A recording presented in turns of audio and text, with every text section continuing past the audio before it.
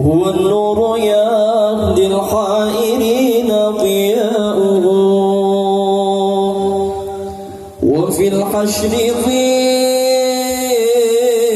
ظل المرسلين لواؤه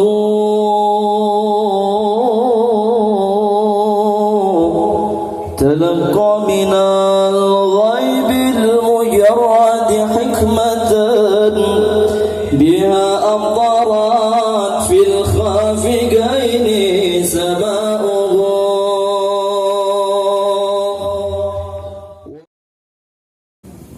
Jadi ini Syekh Ahmad bin Muhammad Al-Fakir ini adalah salah satu keturunan daripada seorang soleh yang senang qasidah atau senang berpuisi menyampaikan kepada baginda Nabi Muhammad SAW di Madinah. Beliau pernah selalu datang ke Madinah untuk menyampaikan kerinduan dalam bentuk qasidah sampai pada suatu hari, yaitu yang bernama Syekh Syekh Umar Mubarak ini. Nah, ini ada kisah di sini ya. Beliau ini termasuk dari Syekh Mubarak ini. Tafadhal. Al-Imam Syekh Umar Mubarak yarja' nasabahu ila Sayyidina Umar bin Al-Khattab. Zara an-Nabiy alaihi salatu wassalam wa alqa qasidah fi madh Sayyidina Rasulullah wa Sayyidina Abi Bakr wa Sayyidina Umar. Jadi beliau punya kakek, namanya kakek yang keberapa itu namanya Syekh Umar Al-Mubarak. Beliau ini masih ada garis keturunan kepada sahabat Umar bin Khattab, dan beliau termasuk orang yang sangat terpaut cinta kepada Nabi Muhammad SAW dan senang menuliskan syair-syair cintanya. Dan suatu ketika beliau menulis syair-syair untuk Rasulullah, untuk sahabat Abu Bakar dan juga untuk sahabat Umar. فعندما ألقى القصيدة أخذه أحد كان شخص موجود في مسجد رسول الله وقال أنت ضيفي يا شيخ اليوم أنت ضيف عندي في البيت. Maka Syekh Umar Al-Mubarak ini bertemu dengan seseorang.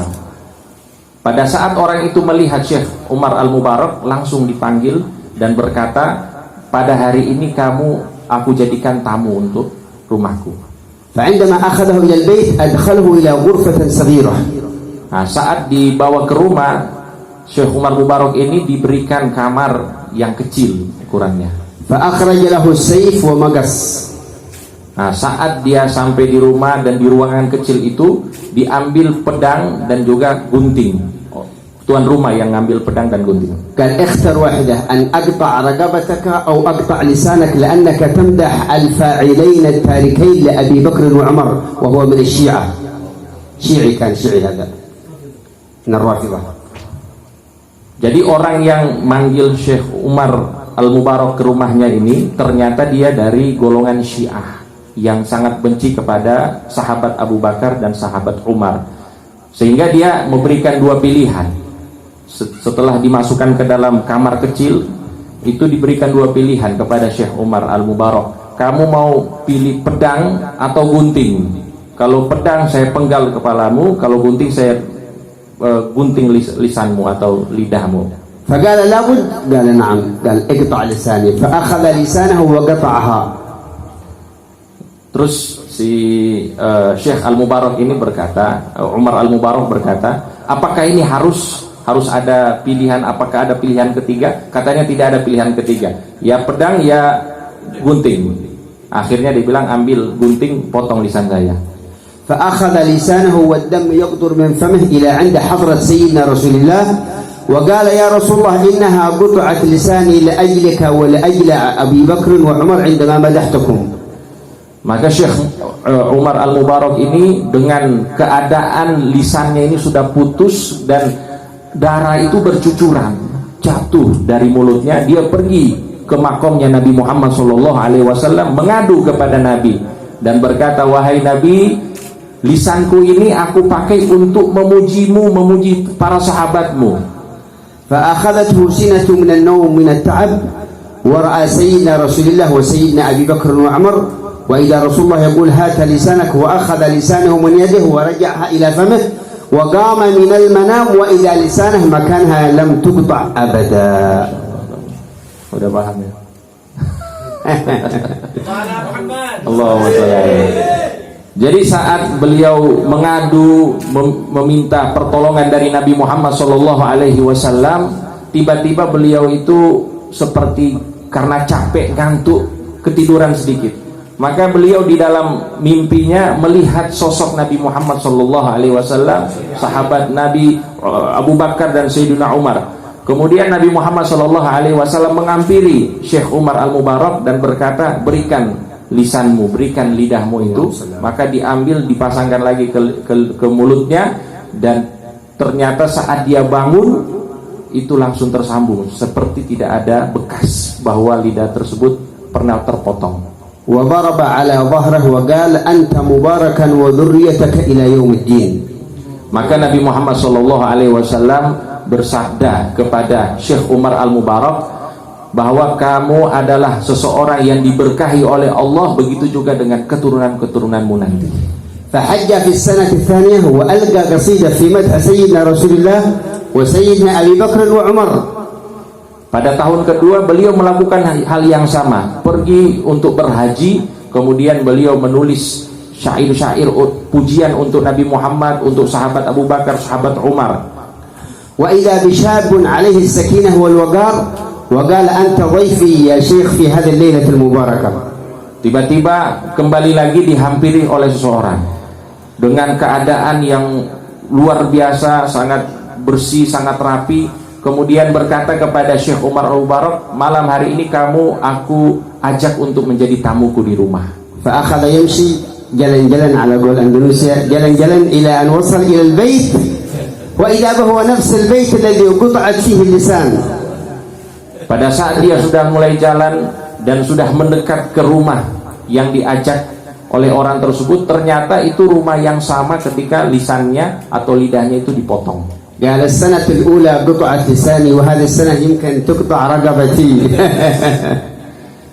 Tahun lalu mungkin lisan saya yang dipotong, mungkin tahun ini leher saya yang akan dipotong. فقال له الشاب لا تخاف يا شيخ إذا بجانب البيت قرد مربط في قفص. القرد ما اسمه بالأندلسية monyet. Jadi saat Syekh Umar Al-Mubarak ini sudah dekat dengan rumah, orang atau si pemilik rumah ini berkata kepada Syekh Umar Al-Mubarak, jangan takut wahai Syekh Umar Al-Mubarak. Kemudian Syekh Umar Al-Mubarak melihat ada monyet yang ada di dalam sangkar terikat. Wa idza bihadzal bird kullama nadhara ila Syekh Umar Al-Mubarak yurid an yakhrij min al-qafas. Dan monyet ini setiap kali memandang Syekh Umar Al-Mubarak itu seperti punya keinginan untuk keluar dari sangkar tersebut. قال يا شيخ إن هذا القرد أبدله هو أبي جعله الله قرد إلى أن مات بسبب أنه قطع لسانك. Maka pemuda ini berkata kepada Syekh Umar Al-Mubarak, wahai Syekh Umar Al-Mubarak, monyet ini yang engkau lihat ini dia adalah ayahku yang dulu pernah memotong lisanmu itu. Dia dirubah oleh Allah Subhanahu wa taala menjadi monyet karena apa? Memotong lisanmu. قال فنحن تبنى على يديك وأنت في البلاد عندما قطعت لسانك ونحن تبنى لن ندخل مع الرافضة ونحن نحب أبو بكر وعمر وعثمان وباقي الصحابة الكرام. Dan sebabmu kami semuanya sudah bertobat kepada Allah Subhanahu wa taala, keluar dari golongan Syiah yang benci kepada para sahabat, dan sekarang kami sudah mencintai seluruh para sahabat. لأن الشيعة والعياذ بالله هؤلاء الرافضة يتكلمون على سيدنا أبي بكر وسيدنا عمر وسيدنا عثمان وعلى سيدتنا عائشة الكبرى.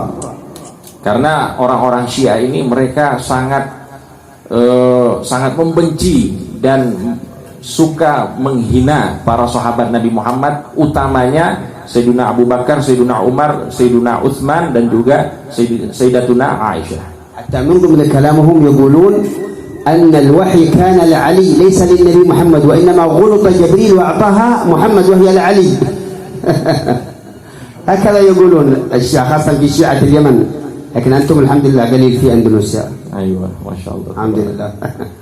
Jadi termasuk apa yang dikatakan oleh Termasuk keyakinan orang-orang Syiah itu, mereka mengatakan bahwa wahyu itu salah tempatnya. Seharusnya wahyu itu diberikan kepada Imam Ali, bukan kepada Nabi Muhammad SAW. Yani asluhum min Iran, asluhum hal al-fikr min Iran. Dan ideologi ini, ideologi Syiah itu berasal dari Iran. لكن الحبايب بارك الله فيهم في اليمن ما شاء الله قائمون جهد على محبة الصحابة، يقولوا لا إيمان إلا بمحبة أبي بكر وعمر وعثمان وعلي، لا إيمان إلا بذلك. Dan Masya Allah, para habaib yang ada di Hadramaut, mereka selalu membela para sahabat, sehingga mereka berkata tidak ada kesempurnaan iman kecuali apabila kita cinta kepada Abu Bakar, Umar, Utsman dan Ali. Masya Allah, إذا تكلمنا إلى الفجر مستعد إلى الفجر. Kalau kita lanjutkan pembicaraan mungkin sampai subuh ini. Sudah cukup ya, insyaallah. Masya Allah. Khairul kalam ma qalla wa dal. Sebaik-baik Allahu a'lam sedikit tapi yang meluruskan kepada yang baik. Sallu ala Nabi Muhammad.